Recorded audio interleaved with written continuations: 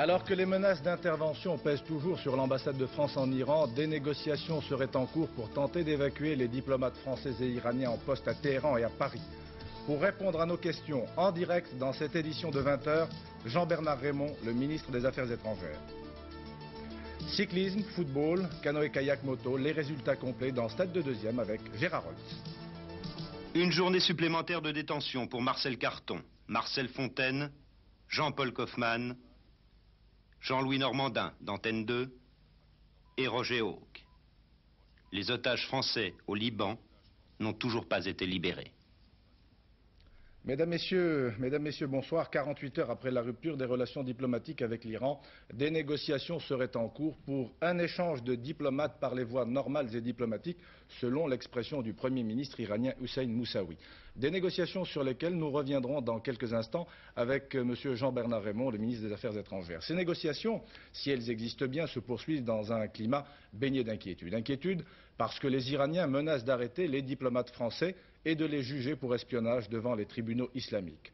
Inquiétude aussi car l'ambassade de France à Téhéran est toujours encerclée par les gardiens de la Révolution. Martine Laroche-Joubert. Voici les premières images de l'ambassade de France à Téhéran depuis qu'elle a été encerclée par les Pasdaran, les gardiens de la Révolution, le 30 juin dernier. Ils sont 15 Français derrière ces murs. 8 possèdent le statut diplomatique, les autres font partie du personnel administratif. Personne ne peut actuellement sortir de l'ambassade.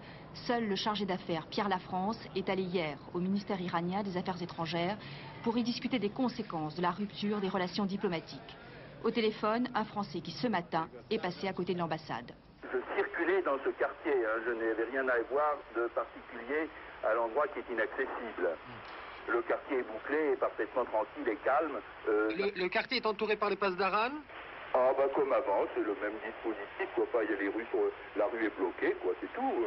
La rue est fermée et l'accès n'est limité qu'aux gens qui habitent dans le coin. Je suppose que c'est la même chose à Vienna. Maintenant, vous savez, ne nous appelez pas trop souvent parce qu'on ne tient pas à ce que des numéros qui soient revenus trop souvent soient repérés par les gens qui nous surveillent très certainement. Voilà, et ces interlocuteurs que vous avez pu écouter de Téhéran dans les différentes éditions du journal d'Antenne 2 et que nous remercions pour leurs précieux témoignages au téléphone, ont décidé de ne plus parler pour des raisons de sécurité. Inquiétude à Téhéran, je vous le disais, mais aussi inquiétude au Liban où sont détenus les otages français. Le Hezbollah, les fous de Dieu, et tous les mouvements intégristes pro-iraniens menacent de s'en prendre directement aux intérêts français dans le monde. La difficulté aujourd'hui est d'organiser l'évacuation des diplomates français et iraniens tout en gardant une position ferme à l'égard de Waïd Gorgi, toujours réfugié à l'ambassade d'Iran à Paris. Une ambassade, vous allez le voir, sous haute surveillance. Le dispositif policier mis en place il y a 3 semaines et renforcé jeudi dernier est toujours en place. L'avenue d'Iéna où se trouve la mission diplomatique iranienne est toujours bouclée. Une centaine de policiers continuent à assurer jour et nuit la surveillance des locaux. La rupture des relations diplomatiques entre Paris et Téhéran sera certainement évoquée demain à New York où se réunit le Conseil de sécurité des Nations Unies. Les 15 membres du Conseil vont examiner le projet de résolution sur la guerre irako-iranienne. Un projet présenté pour la première fois depuis le début du conflit. Jean-Marc Ilouz. Ce qui fait le caractère exceptionnel de la résolution qui devrait être adoptée demain au Conseil de sécurité des Nations Unies, ce n'est pas qu'elle ordonne d'ici 40 jours l'arrêt des hostilités entre l'Irak et l'Iran, c'est surtout que pour la première fois, elle soit le fruit d'une véritable concertation entre les 5 grandes puissances. Et il aura fallu 6 mois pour la mettre au point. Songez qu'il n'est pas facile pour Moscou et Washington de faire taire un instant leur rivalité dans le Golfe pour mettre au point un même texte. Et puis, article 7 de la Charte, cette résolution aura une valeur obligatoire, c'est-à-dire qu'elle ouvrira la voie à un second vote de sanctions en cas de violation par l'un ou les deux belligérants.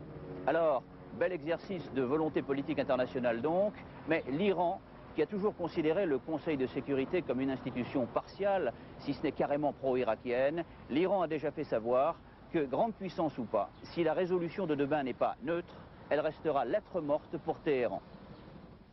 Voilà, monsieur Jean-Bernard Raymond, en tous les cas, merci d'avoir bien voulu répondre à notre invitation. Je rappelle que c'est votre première intervention sur la scène publique depuis la rupture des relations diplomatiques avec l'Iran. Vous assisterez demain au Conseil de sécurité à New York un certain nombre de questions se posent et nous allons vous les poser avec Georges Bortoli. Alors commençons par la première, si vous le voulez bien, Monsieur le Ministre. Des négociations sont-elles en cours pour évacuer les diplomates français et iraniens? Dans quelles conditions et dans quel délai? Ce sont des discussions tout à fait normales lorsqu'il y a rupture des relations diplomatiques. Le problème est de faire rentrer les diplomates français en poste à Téhéran en France et inversement les diplomates iraniens dans leur pays. Monsieur Lafrance, qui est notre chargé d'affaires à Téhéran, est en discussion régulière avec un haut fonctionnaire du ministère des Affaires étrangères pour régler ces problèmes, pour régler également le problème quel sera le pays qui représentera nos intérêts en Iran et inversement. Nous avons demandé à l'Italie de représenter nos intérêts, les Iraniens ont demandé au Pakistan et c'est en cours de discussion.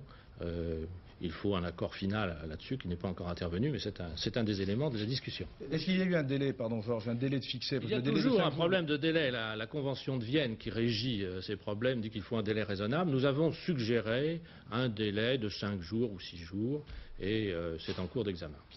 Monsieur le ministre, je crois qu'il faut être tout à fait clair. Est-ce que les Iraniens ne sont pas disposés à nous rendre, si j'ose dire, nos diplomates à Téhéran, si nous leur rendons M. Gorgi?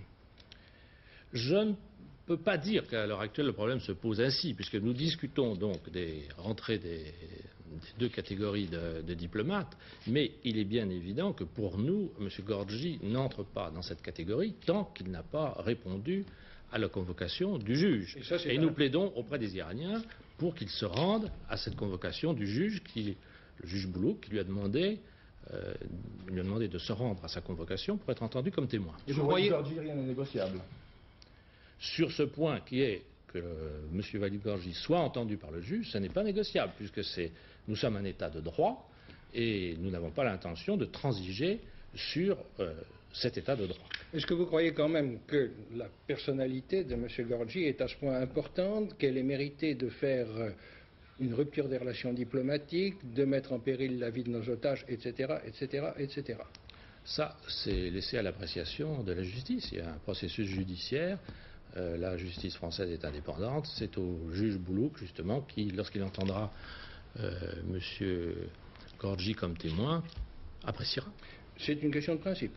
Ah, c'est une question fondamentale de principe en France.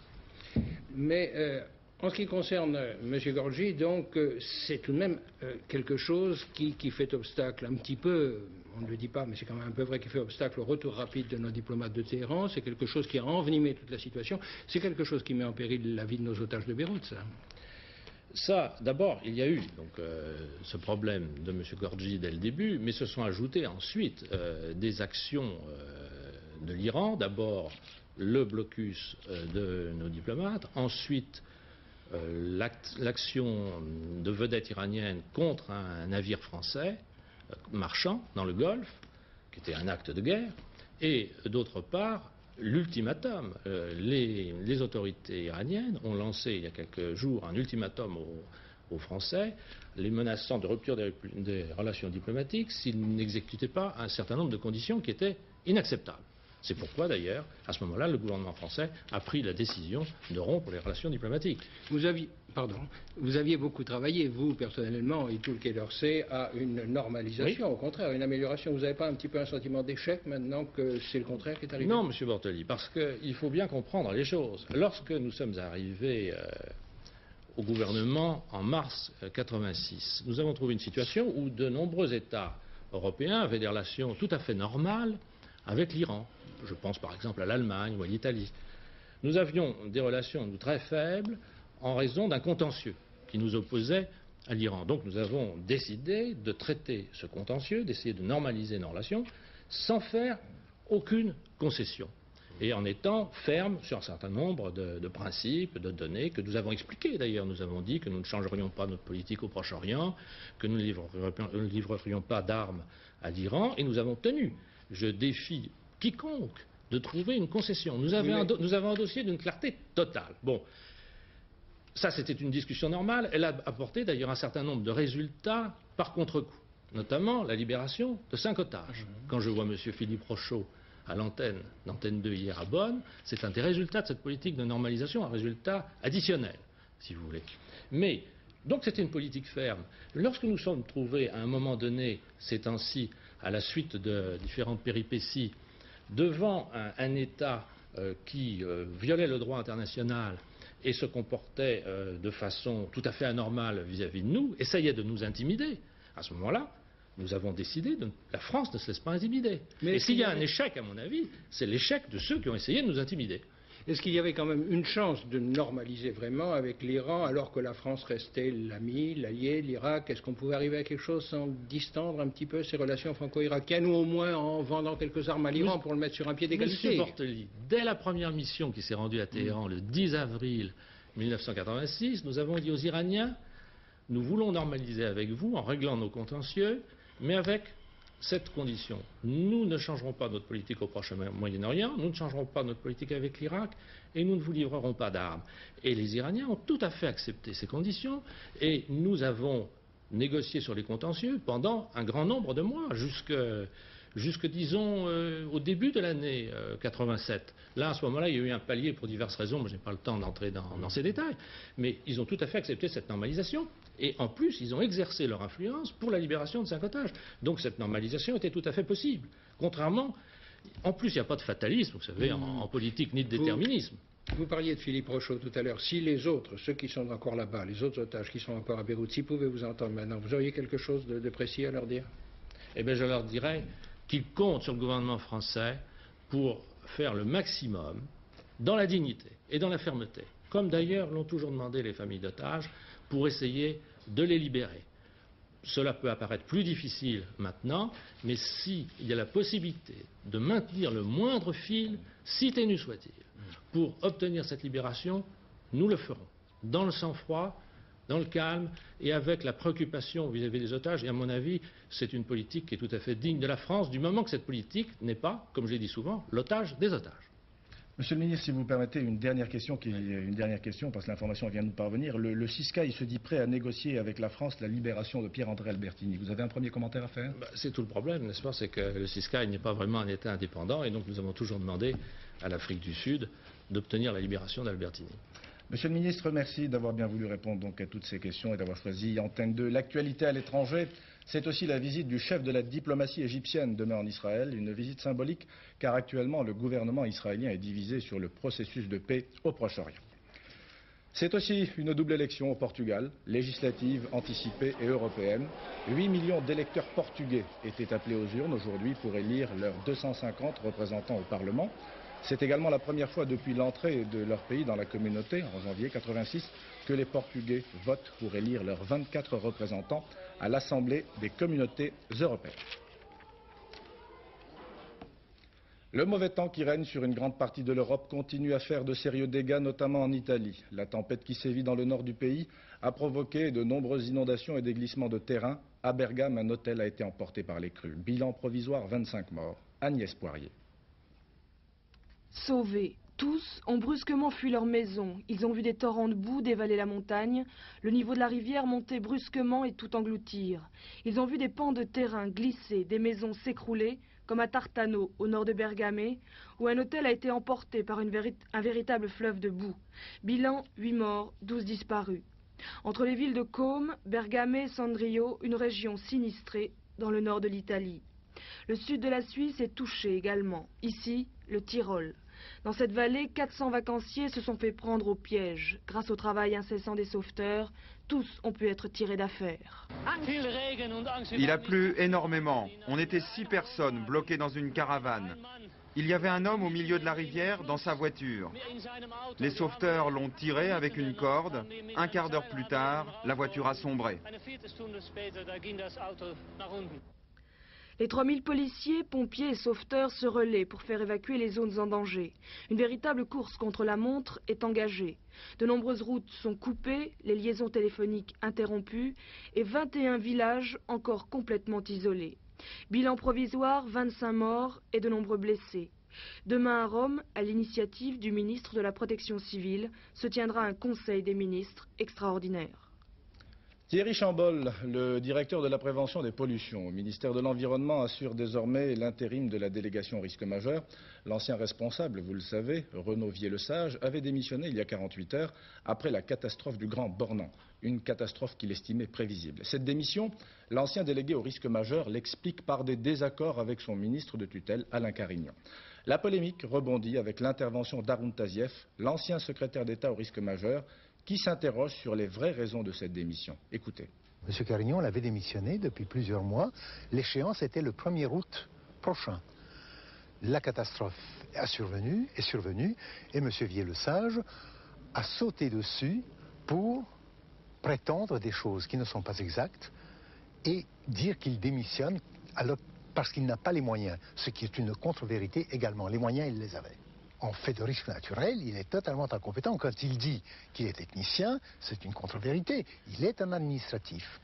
Et en tant qu'administratif, chargé de la réalisation des plans d'exposition au risque, les fameux PER, s'il l'avait su, comme il le dit, ou il le laisse entendre, qu'il y avait là-bas un risque majeur, c'était son devoir à lui de prévenir son ministre d'abord, le préfet et le maire ensuite de la façon la plus catégorique, de façon à ce que le camping soit déplacé.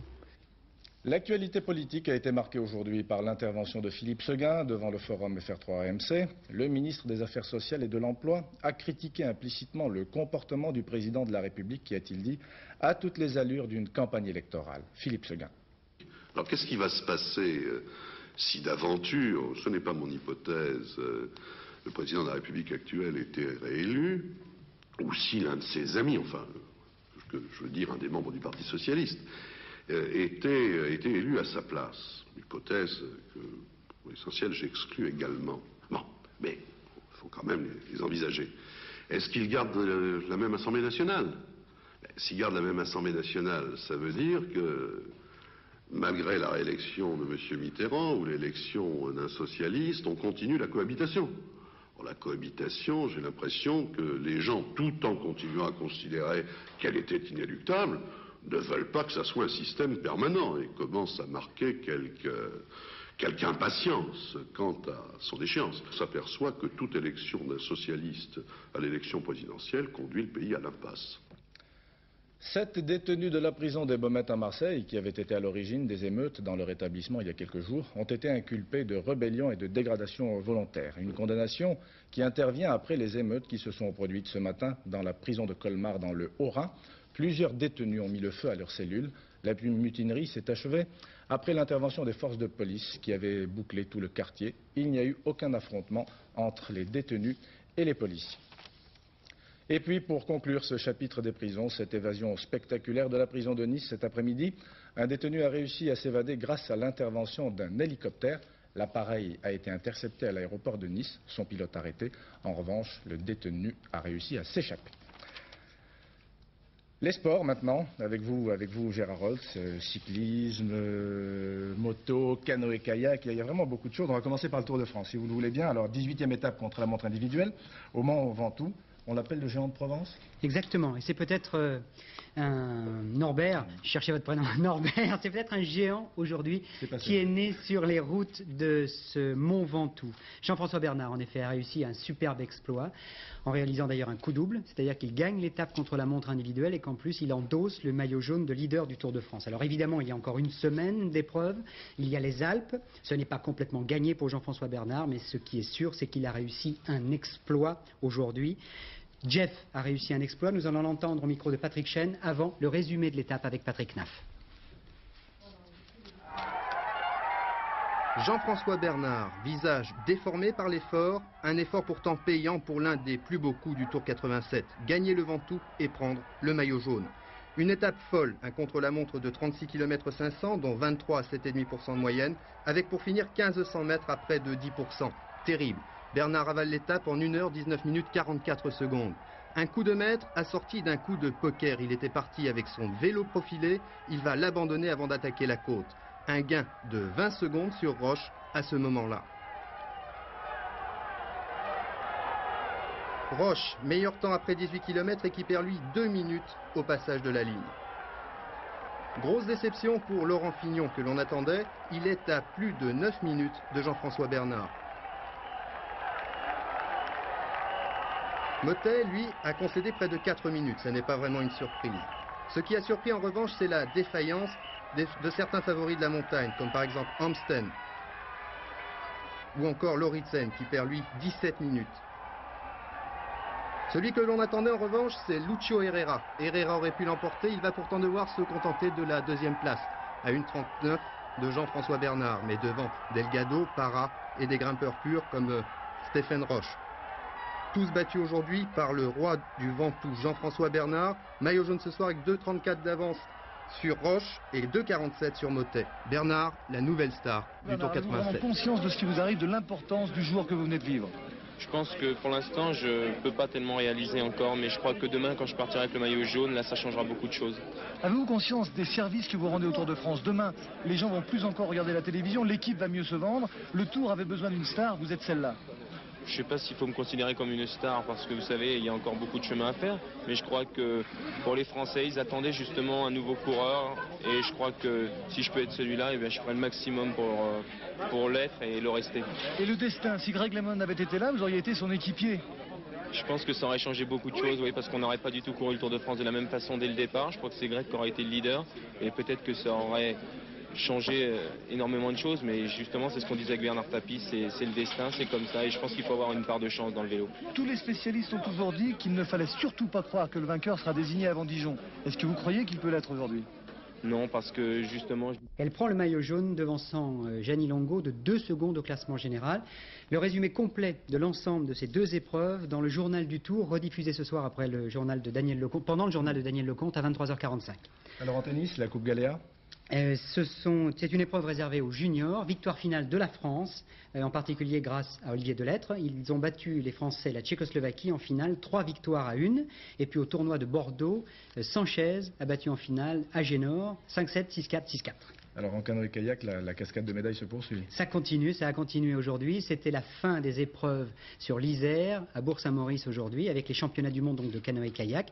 Aujourd'hui, c'était les épreuves par équipe. Il y a eu encore des médailles pour l'équipe de France, et en particulier une médaille d'or en canoë biplace. Pierre Fadenreich pour le résumé. Avalanche de médailles françaises pour les descentes de cette dernière journée. Trinjean et les frères Brissot, sur kayak monoplace, sont les premiers à s'illustrer. Médaille de bronze facile à 4 points des vainqueurs, les intouchables Fox, Jones et Smith, kayakistes de Sa Majesté.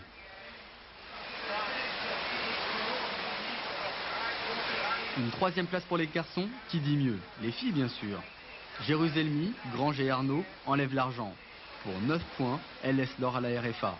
Dommage, elle méritait mieux.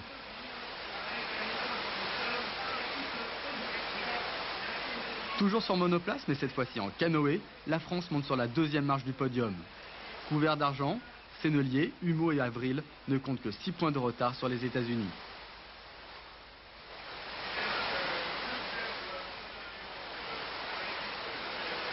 Tornade tricolore d'accord, mais toujours pas d'or. Ah mais la voilà notre Marseillaise du jour. Les frères Calori, Saïdi et Daval, le Lièvre et Dali, porte-drapeau du canoë biplace. Et une médaille de plus, une. Voilà Gérard, en escrime c'est le contraire, hein. C'est vraiment la déroute là. Oui, la déroute à la fois pour l'équipe de France de fleuret masculin, c'était hier, et également aujourd'hui pour l'équipe de France de fleuret féminin. Pas une seule escrimeuse ne s'est qualifiée pour le tableau final aujourd'hui. Ça part assez mal pour ces championnats du monde d'escrime qui ont lieu à Lausanne. Il n'y a pas de liaison. Est-ce que cela part bien pour le sport automobile? En revanche, oui, ça part bien pour le Brésilien Moreno qui a gagné aujourd'hui le Grand Prix intercontinental de Formule 3000 sur le circuit d'Enna en Italie. Il pilote une Ralt Honda. Le Ralt Honda. Le Ralt Honda. En golf? Honda c'est le moteur, Ralt c'est la voiture. Et puis en golf, alors, eh bien cette petite balle, décidément, elle rend fou, elle peut rendre fou vraiment ceux qui pratiquent ce golf, ceux qui pratiquent ce sport. Il y a eu un final extraordinaire cet après-midi pour l'Open britannique sur le parcours de Muirfield en Écosse. En effet, le jeune américain Paul Azinger, 27 ans, c'est lui là, eh bien il devait être sur le green en un coup pour pouvoir gagner cet Open. Et il est tombé dans le bunker, alors vous l'avez vu sortir.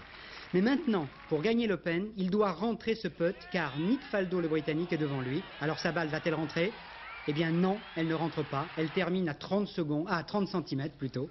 Et le vainqueur de ce au 116e Open britannique. C'est lui, c'est l'anglais Nick Faldo, décidément. Décidément, ça me rend fou le golf. C'est vrai qu'on a vécu tout à l'heure vraiment un final extraordinaire. C'est donc Nick Faldo, le Britannique, qui a gagné ce 116e Open britannique. C'est le 3e anglais à gagner ce British Open en 116 ans. Voilà. C'est comme la télévision. Oui, on termine avec 2 télégrammes encore. Au Tour de France à la voile, le Tour de la France à la voile. Au classement général, c'est le bateau Le Havre qui est en tête. Et aujourd'hui, à Perros-Guirec, c'est 7 Languedoc-Roussillon qui a gagné donc l'étape. Et puis en moto, au Grand Prix de France sur le circuit Bugatti du Mans. Victoire en 250 de Roth, Dominique Sarron est 2e. Mamola a gagné en 500. Christian Sarron a terminé à la 3e place. Voilà. J'espère ne moins bafouiller la prochaine fois.